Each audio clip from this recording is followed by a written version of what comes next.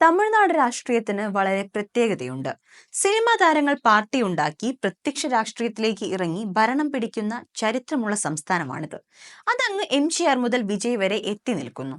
ഈ അടുത്ത കാലത്താണ് വിജയിയുടെ രാഷ്ട്രീയ പ്രവേശനം നമ്മൾ കണ്ടത്. 2026 തമിഴ്നാട് നിയമസഭാ തെരഞ്ഞെടുപ്പിൽ തമിഴക വെട്രി കഴകത്തിന്റെ മുഖ്യമന്ത്രി സ്ഥാനാർത്ഥിയായി നടനും പാർട്ടി അധ്യക്ഷനുമായ വിജയിയെ പ്രഖ്യാപിച്ചിരിക്കുകയാണിപ്പോൾ.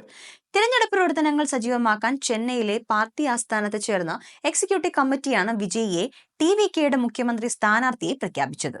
DMKയുമായോ BJPയുമായോ ഒളിഞ്ഞും തെളിഞ്ഞുമുള്ള യാതൊരു സഖ്യവും ഉണ്ടാക്കില്ലെന്ന് വിജയ് വ്യക്തമാക്കിയിട്ടുണ്ട്.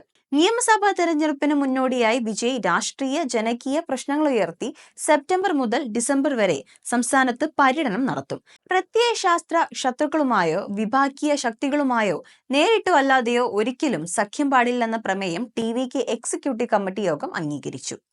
ഇംഗ്ലീഷ് ഭാഷയെക്കുറിച്ചുള്ള കേന്ദ്ര ആഭ്യന്തരമന്ത്രി അമിത്ഷായുടെ പരാമർശങ്ങൾ ദുരുദ്ദേശപരവും തമിഴ്നാടിന്റെ ദ്വിഭാഷാ നയത്തിനെതിരായ അക്രമവുമാണെന്ന് TVK വിലയിരുത്തി. തിരഞ്ഞെടുപ്പ് പരിഷ്കരണം നടത്താനുള്ള കേന്ദ്ര തെരഞ്ഞെടുപ്പ് കമ്മീഷന്റെ തീരുമാനത്തെയും TVK എതിർത്തു.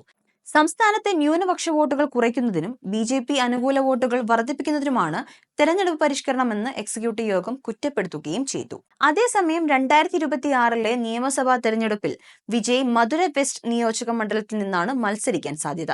1980 ഇതേ മണ്ഡലത്തിൽ നിന്ന് മത്സരിച്ച് വിജയിച്ചാണ് MGR രാഷ്ട്രീയത്തിൽ അധികായകനായി മാറിയത്. ഇക്കാരണത്താലാണ് വിജയ് മധുരയിൽ മത്സരിക്കാൻ ഒരുങ്ങുന്നത് എന്നാണ് TVK നേതാക്കൾ നൽകുന്ന സൂചന.